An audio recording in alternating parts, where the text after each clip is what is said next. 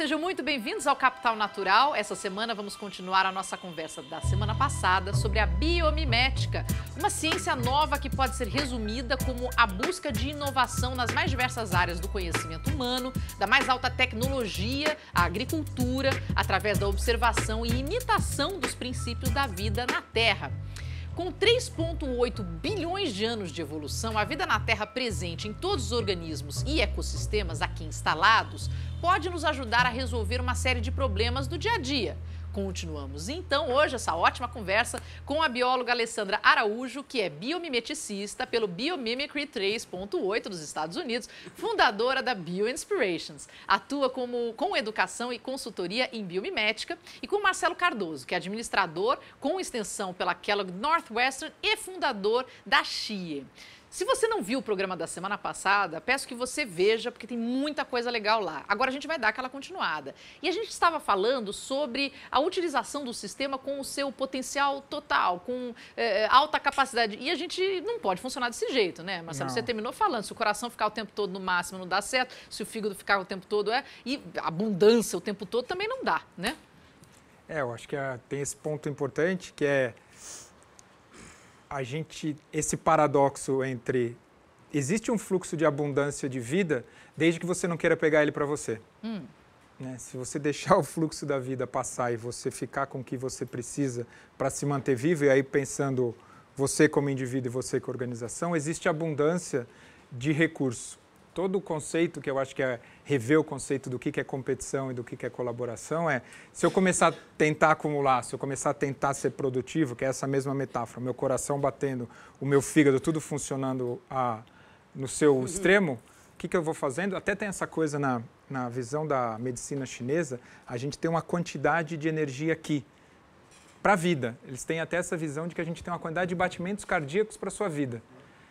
Se você usa muito, você vai acabar morrendo mais cedo. Gente, fortes emoções não é legal. Não, seguramente. Então, é uma sabedoria milenar. A história da competição com colaboração e o máximo é que a gente só usa o nosso máximo no momento de alta demanda de sobrevivência, porque é muito custoso. Sim. Então, digamos que aqui estourou alguma coisa. Soltamos adrenalina na circulação, vamos sair correndo. A pupila dilata, seus músculos estão muito mais ágeis, seu coração está tudo, que é para bobear todo esse sangue, tudo sair, você age no momento de emergência.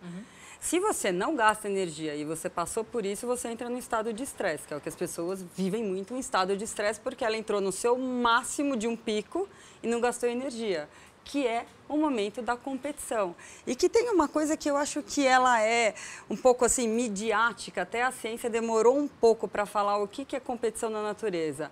Ela é quase fosse assim um quadro quando você acompanha, que a maioria dos programas, né, que falam sobre vida sempre mostra aqueles embates, aquelas lutas, mas isso é 5%, 10% do tempo da vida do animal, porque competir é muito custoso, desgasta o organismo. Competir precisa de muita energia, competir quebra laços. Em vez de eu prosperar, procurar alimento e reproduzir e deixar descendentes, eu gasto para sobreviver numa briga. Não é nem um pouco inteligente. Quer dizer, a natureza a ideia não darwinista da adaptação, sobrevive mais adaptado, envolve um pouco de competição nesse processo. Na verdade, essa análise do Darwin é muito mais uma capacidade de resposta a um contexto, uma questão de ter essa flexibilidade, uma adaptação ao contexto, do que uma resposta competitiva.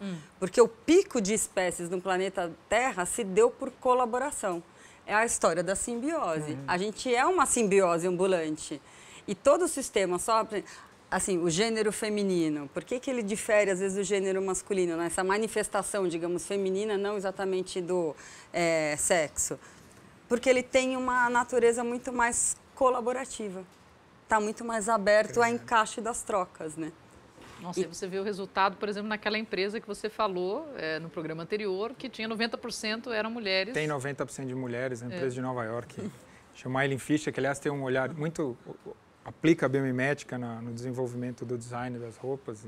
São 90% de mulheres muito feministas e num ambiente que aí tem até alguns exageros no sentido evita estrutura, evita estratégia, nada do mundo patriarcal, masculino que a gente conhece por organização está aplicado lá. E eu acho que tem uma coisa legal que a Ale está falando, que Quando a gente começa a falar dessa coisa de competição e colaboração e do que acontece na natureza, a gente tem que tirar o nosso óculos da moral. Na natureza não tem moral, não tem certo e errado. Até tem aquele filme Na Natureza Selvagem, que é a natureza, se você usar esse termo, ela é impiedosa.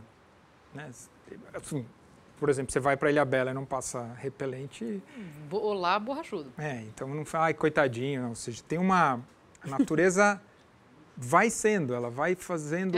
Ela é o trabalho de criar condições para a própria vida. Se você é humano, borrachudo, felino ou uma árvore, não tem julgamento de valor de melhor ou pior. Então, por isso que eu gosto dessa ideia e essa coisa do equilíbrio dinâmico que está entre uma certa tensão e um certo acolhimento o tempo todo, ou seja, expansão e contração. Você podia contar do buraco de luz, que é muito legal, porque... O que é o buraco de luz? Você falou da árvore que cai muito e legal. abre um buraco de luz na floresta. É poético, é um negócio... Eu gosto de trazer muito os temas da floresta para falar de organização, porque floresta é um ecossistema, é uma organização, né? E tem um monte de vida girando ali dentro e a gente vive também numa sociedade, comunidade com um monte de vida girando ali dentro, entra, sai coisas, enfim. Mas a história do buraco de luz é que quando uma grande árvore cai, ou por morte natural, ou por raio mesmo, ela cria uma clareira na floresta, no piso da floresta. E essa clareira, o que é para a gente numa interpretação triste, né? Perdemos uma grande árvore, é para aquele momento um grande boom de vida. A vida começa a emergir, porque com esse buraco de luz, que esse é o nome, na verdade até o nome chamado light gap, é porque a luz penetra no piso da floresta. Então, as sementes que estavam lá paradas, elas começam a germinar. Com a germinação, vêm as novas plantas, vêm as flores. Com as flores, os polinizadores. Então, vem uma cadeia de vida que vai crescendo, num princípio de vida que a gente fala de baixo para cima, unidade por unidade, modo a modo, até que aquele buraco de luz é preenchido pelo desenvolvimento da floresta. Então, o buraco de luz é uma oportunidade que a vida tem para se recriar no determinado lugar. E tem uma coisa muito legal que o que acontece com a árvore antes dela morrer, né? Então, a árvore... Eu adoro esse tema. Ela é uma grande... As árvores, assim, as ancestrais, as árvores mães, ou como são chamadas hub trees, elas são árvores que elas armazenam dados durante os seus anos de vida ou durante os seus séculos de vida. Então, a cada anel de crescimento, ela guarda todas as informações hidrológicas e ela vai fazendo uma gestão dessa informação. Então, através dessa gestão de informação, ela também controla a vida da floresta. Então, a árvore que nem se mexe é a que faz toda a gestão do que vai emergir de vida na floresta, porque ela é detentora de dados, né? De clima, ela é detentora de dados de contexto. E a árvore, antes dela morrer, né? Ela vai transmitindo essas informações para a sua rede, que pode ter até 40 quilômetros de distância, um raio de 40 quilômetros. 40 quilômetros a partir de uma área. A partir de uma área. Então, essa rede de informação e comunicação subterrânea é espetacular. Espetacular. Antes de ela terminar o ciclo de vida dela, ela praticamente se esvazia e passa toda a informação dela. Essa informação é completamente compartilhada. Fantástico. Assim como é compartilhado nutrientes, assim como é compartilhado a água, assim como é compartilhado tudo. A gente tem isso, só que a gente não sabe. Né? Porque como os nossos ancestrais, tem até algumas tradições que falam que os avós são os guardiões, quem fala até que são as árvores avós, são os guardiões da passagem do sentido espiritual da vida para os netos. Né? Isso do jeito mais legal. Tem uma outra coisa que tem muita evidência científica em pesquisa de epigenética, tem algumas pessoas trabalhando isso, que é os traumas que os nossos antepassados tiveram, atravessam gerações e influenciam o nosso comportamento sem a gente ter a menor ideia. Caramba, e aí vem a constelação familiar. Aí vem a constelação familiar. Vai deixar o telefone no final, juro, gente. Rápida pausa do Capital Natural, daqui a pouquinho a gente já volta.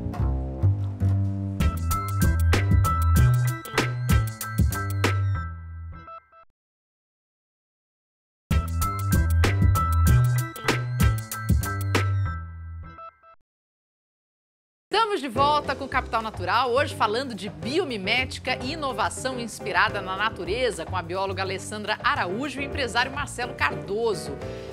A gente tem que falar, né, desse caráter multidisciplinar da biomimética, porque quando a gente traz agora para as empresas, para a corporação, para a gente, coloca muitas pessoas diferentes juntas. Isso é importante, Marcelo. Como é que funciona isso, fazendo esse paralelo, né, dessa multidisciplinaridade, quando a gente olha para a biomimética, e como isso funciona para nós aqui no dia a dia? Tem uma metáfora que eu adoro, que tem a ver com biomimética, que é muitas empresas buscam alinhar os colaboradores. Essa empresa falta alinhamento de cultura. E excesso de alinhamento é monocultura, é eucalipto. É muito pobre, né? Um monte de homem branco, de 45 a 55 anos, que nasceu em São Paulo, se formou nas melhores faculdades, tomando decisão, é muito pobre, você não vê isso no ecossistema. Os ecossistemas saudáveis e resilientes têm diversidade. Por isso tem essa conversa grande de diversidade nas organizações. É claro, e no fim das contas, o que a gente está buscando? Diversidade cognitiva, que é gente que pensa diferente, gente que olha para um contexto e traz perspectivas inesperadas. Dada a complexidade do ambiente que a gente está vivendo, toda organização precisa de diversidade cognitiva. Então, precisa ter as múltiplas espécies do ecossistema nos seus vários camadas e lugares, como a Ale está falando, porque é só com a capacidade da diversidade cognitiva sendo colocada na mesa, que, portanto, eu discordar de você e falar, sabe o que eu gosto de você, mas deixa eu te dizer o meu ponto de vista. E o seu ponto de vista é esse, me conta mais do seu ponto de vista. É essa dança de perspectivas diferentes que formam decisões melhores em ambientes complexos. E aí, portanto, obviamente tem uma questão grande de diversidade ligada à inclusão, que é a diversidade de gênero, de raça. Então, você precisa de mais mulheres, você precisa de mais negros, você precisa de mais pessoas com diferentes opções sexuais, de mais pessoas com deficiência.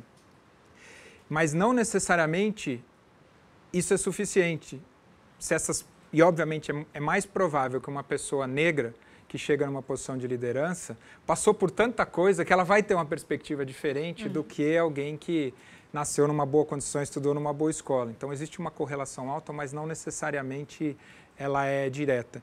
E para dizer que o que a gente precisa é ficar bem com a diversidade. É óbvio que diversidade não é confortável, né? Quando você está com alguém que pensa diferente de você, não é agradável. Não, claro. Você tem que mexer, tem que trabalhar então, mentalmente. Essa ideia de que a gente está nesse espaço de relação e um dá permissão para o outro de cutucar e ser cutucado, acontece na natureza o tempo todo, né? Tem aquele exemplo da formiga e da árvore da aroeira, não é isso? Não, da embaúba. Da embaúba, que eu acho espetacular, que uma está em simbiose com a outra, quase simbiose no sentido de uma toma material da outra, mas cria uma identidade, uma realidade maravilhosa. Para mim, esse é o papel da diversidade dentro das organizações. Né? Quer complementar? Então, eu acho que a biomimética ela não tem como ser feita se não for multidisciplinar, se não for transdisciplinar, porque é uma questão do olhar. O olhar que eu tenho, a gente pode ter estudado, ler o mesmo livro, o olhar que eu tenho da minha história de vida comparado ao olhar do Marcelo vai ser diferente. E a inovação, ela se dá muito por uma necessidade de fazer algo melhor, integrando o que já existe, o que precisa ser feito. Então, a inovação na natureza, ela se dá sobre demanda e ela se dá dentro de um sistema ou de um ecossistema. E a biomimética é igual. Então, ter biólogos e engenheiros trabalhando juntos é mais rico do que ter engenheiros trabalhando junto. Ou só ter biólogos trabalhando junto, porque é uma questão de olhar. É uma questão do que percebe, do que valoriza, porque vai além do que já se estudou, é onde você coloca atenção. E isso traz uma riqueza na hora de criar. E o que eu acho interessante, muito legal da prática da biomimética, como ninguém é educado a olhar para a natureza e aprender com ela, quando você faz essas prototipagens de criação, de uma certa maneira você está nivelando o que essas pessoas todas sabem.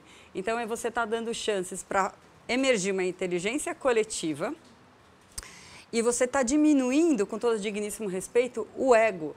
Porque está todo mundo entrando na mesma página, ninguém aqui está acostumado a criar olhando um vaso de plantas, e passa a criar olhando um vaso de plantas. Então, as inteligências individuais ativam nessa troca, porque cada um vai dar a sua perspectiva do que pode ser feito, mas ninguém ali nunca criou olhando um vaso de planta. Nossa, eu faria ninguém uma sala só de crianças olhando sala de planta, porque vai ser a melhor resposta, vão vir delas. Mas está cheio de criança fazendo isso nas pedagogias mais inovadoras, né? Que você junta as crianças e elas sabem, intuitivamente a gente sabe disso, né? O problema é que a gente entrou na escola pequenininho e, de alguma forma, foi embotando essa curiosidade e descobrindo que se te fizessem 10 perguntas e se acertasse 7, você era aprovado e incluído. Então, a gente embotou algo que é da natureza, da curiosidade do ser humano, para se denominar engenheiro, biólogo, antropólogo Caixinhas, e encaixotar o conhecimento. Né? E ele trouxe uma palavra que eu acho que é super legal e importante de falar, que é a intuição. Quer queira, quer não, somos um resultado de muita evolução, de muita inteligência, né? Um corpinho aqui de 3,8 bilhões de anos de evolução. Quer dizer que você está na 19ª idade. Então, desculpa, mas esse bilhões de anos aqui sabe alguma coisa, mesmo não lendo livro algum, mesmo não tendo frequentado nenhuma escola. A gente tem uma inteligência que é intrínseca. E quando você trabalha em campos que você permite que as inteligências emerjam dentro de um processo de criação, você acessa esse lugar através da intuição. Então, o que eu acho muito interessante da biomimética são os subprodutos dela. Então, um subproduto também é falar, tá vendo? O que faz você decidir que se inspirar nessa árvore é melhor do que nessa planta para essa estratégia que você quer criar é a sua intuição, porque no fundo você sabe aonde tem a conexão.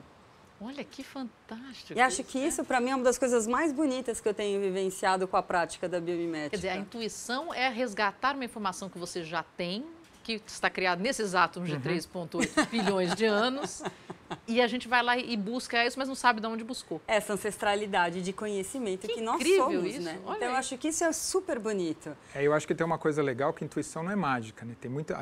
A neurociência está mostrando cada vez isso. A gente tem a história da intuição, uma coisa espiritual, mágica, com alguém assoprando uma coisa no seu ouvido. Não tem nada a ver com isso. Cada vez mais se percebe que a intuição tem a ver com a sua capacidade de estar presente, com a sensação sentida do que você é naquele momento. E aí tem até um texto super interessante que fala que a tua intuição vem nos momentos de platôs, nos momentos onde está tudo chato e parece que não está acontecendo nada. Mas a sua capacidade de sustentar esse não está acontecendo nada é que te ajuda a ouvir esse software embutido há 3,8 bilhões de anos.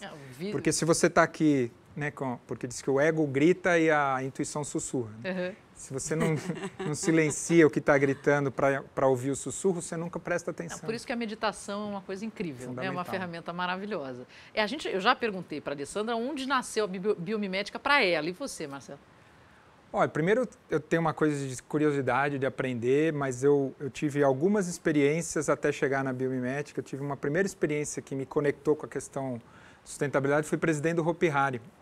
Você foi presidente do Hopi Hari? Eu fiz a construção e a operação dos primeiros anos do Hopi Hari. Que legal! E lá tinha uma questão, tem um fragmento de mata grande lá e a gente teve que viver com licenciamento ambiental. 15 dias depois que eu assumi, a obra foi embargada por falta de licença ambiental. Então eu mergulhei nesse mundo e fiquei apaixonado por esse mundo, com soluções que na época foi a primeira estação terciária de tratamento de efluente, que podia descartar todos os efluentes com bactérias.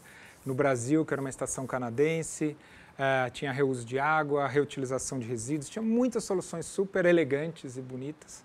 E depois, quando eu fui na Natura, eu assumi a área de sustentabilidade. A área de sustentabilidade era responsabilidade minha. E a Natura tem uma pegada muito legal para a sustentabilidade. Um dos principais eixos de trabalho da Natura é a questão da biodiversidade. A gente fala muito da questão de aquecimento global, das questões de impacto ambiental. É quase que a biodiversidade dentro da questão ambiental fica num plano secundário. E, de novo, né, quando você assiste o One Strange Rock e você vê a riqueza de biodiversidade, talvez a perda de biodiversidade que a gente está enfrentando seja tão maior ou mais crítica do que a questão do aquecimento global. Óbvio que tem inter-relação, mas E porque a Natura trabalha com as comunidades da Amazônia e da biodiversidade, a gente chegou na Janine. Então, eu tive o privilégio de na Natura, ter conhecido a biomimética e conhecido a Janine pessoalmente, e ter feito algumas expedições, tanto para a Mata Atlântica quanto para a Amazônia, e de olhar para os princípios da vida lá, né? É interessante porque o Amális que vem para bem. Você tomou um não de uma licença ambiantal e um mundo nasceu para você. Olha que coisa maravilhosa. Parabéns para aquele fiscal. A gente pausa rapidinho no Capital Natural. Herman Benjamin, que é o promotor do Marcou o nome? Você agradece ele todo ano. Mas o Capital Natural faz uma rápida pausa, não saia daí. Vou continuar falando de biomimética no último bloco dessa semana. Até já.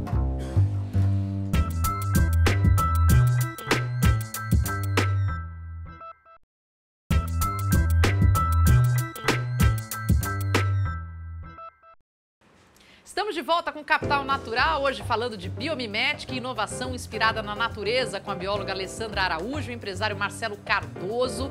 Por favor, faça um comparativo para mim. Aqui pé está o Brasil no uso da biomimética e no exterior. Nossa, doeu tanto assim, caramba, estamos muito atrasados. Eu não gosto desse momento, mas é importante falar. Não estamos, né? Sim, bom... Vamos começar com a otimista. Isso, boa. Aqui petamos e depois a gente vai para o International. Legal.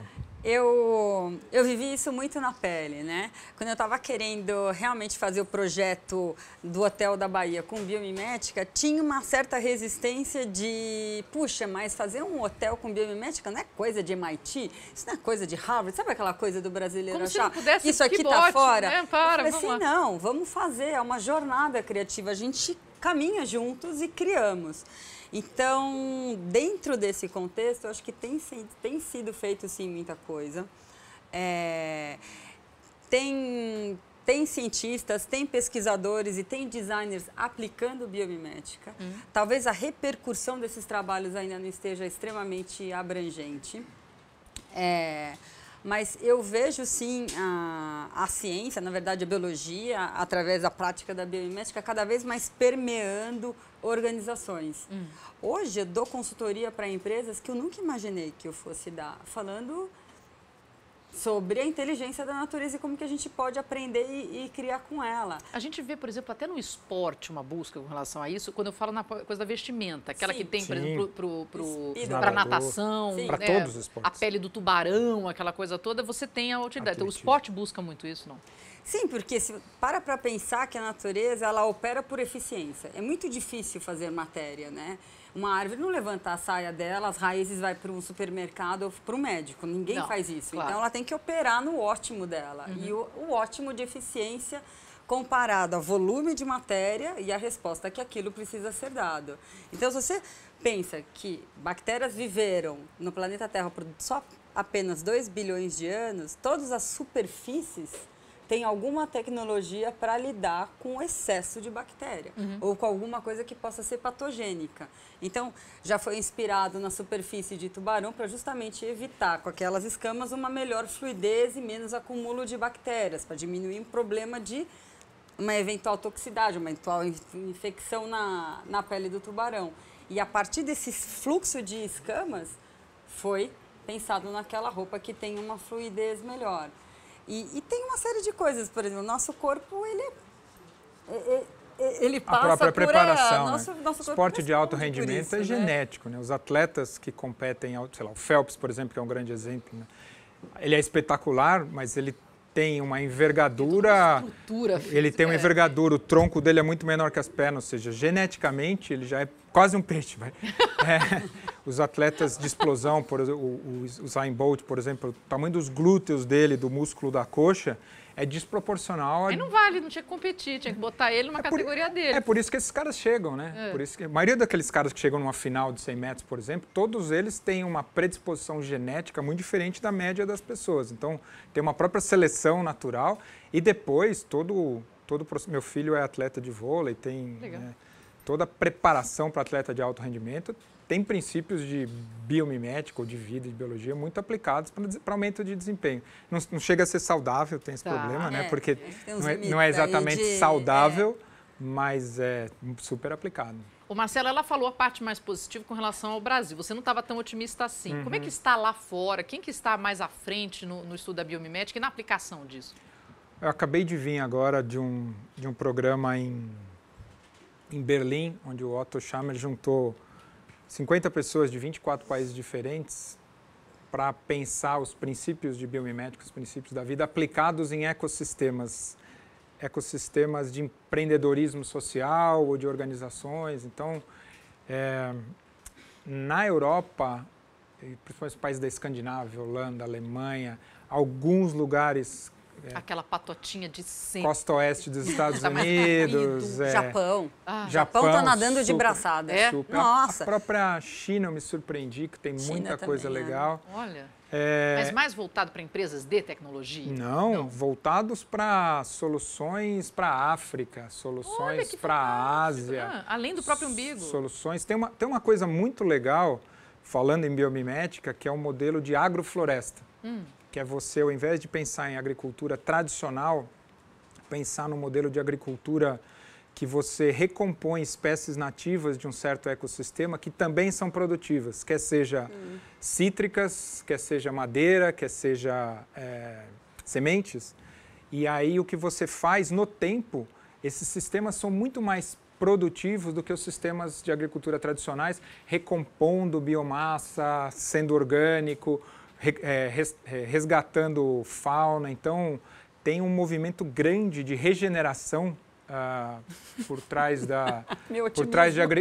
de agricultura muito grande, principalmente na Europa. Eu diria que está perto de virar legislação. Eu acho que está perto de virar legislação. Incrível. Olha que ótimo. Um exemplo otimista, um projeto chamado Nucleário. Não, vamos ser otimistas. Nucleário. São de 2 irmãos cariocas. Ganharam um prêmio ano passado do Biomimicry Design Challenge, que é um desafio internacional de biomimética, que eu atuo como mentora, como juíza, estou lá todo ano, adoro, acompanho. E os brasileiros ganharam o primeiro prêmio. Nossa, muito legal, e o Nuclear é um sistema super legal, que tem muita consonância do que o Marcelo estava falando. É uma base que você coloca quando você faz uma planta, um indivíduo jovem, uma mudinha, e você previne um pouco das formigas cortadeiras e você cria um ecossistema ao redor dessa planta. Então, essa base, ela consegue acumular um tanto de água, receber um tanto de folhas do sistema do que está acontecendo e vai criando um circuitozinho mais fechado para recompor os nutrientes para aquela planta. Então, estão testando muito em áreas degradadas no Mato Grosso como é que se pode dar o reflorestamento através desse sistema. Nossa. Porque limita um pouco o que seria uma semente germinando num lugar onde está saudável, que você tem um pouco de sombreamento, que você tem matéria sendo reciclada de outras folhas, que você tem uma certa proteção. Então, ele faz esse papel para sementes, para essas mudas que estão sendo colocadas para um reflorestamento. Tem um projeto brasileiro. Brasileiro. Que é do Paulo Diniz, que é da Rizoma. Sim. Tem o projeto de vida dele é criar agrofloresta em escala industrial para substituir a agricultura tradicional. Tá vendo? Sim. Tem pontos positivos. Mas tudo bem, estamos devagarzinho, mas estamos indo. Gente, só para encerrar e rapidinho, quem se interessou por biomimética e quer ir atrás disso, como é que aprende mais sobre biomimética, sendo empresa, sendo indivíduo? Contrata a Lê. Eu adorei essa parte. Então, telefone no final da página, brincadeira.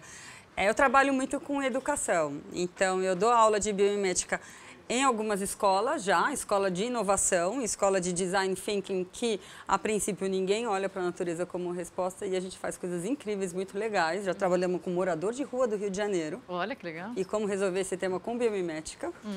E tem cursos de imersão. Em junho vai ter um curso de imersão fantástico numa reserva de Mata Atlântica para viver, experimentar e criar com biomimética. Olha, só brilho no olho da Alessandra, já foi tudo. Marcelo, você indica a Alessandra.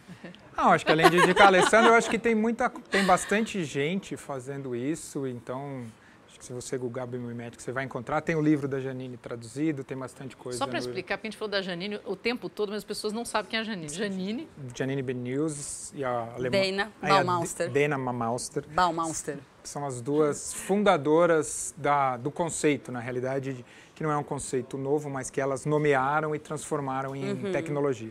Olha, gente, que maravilha. Muito obrigada pela presença de vocês dois. Nada. Aprendi horrores, troquei de átomos e lá fui eu. Se você não entendeu por que eu estou dizendo isso, você perdeu o primeiro programa.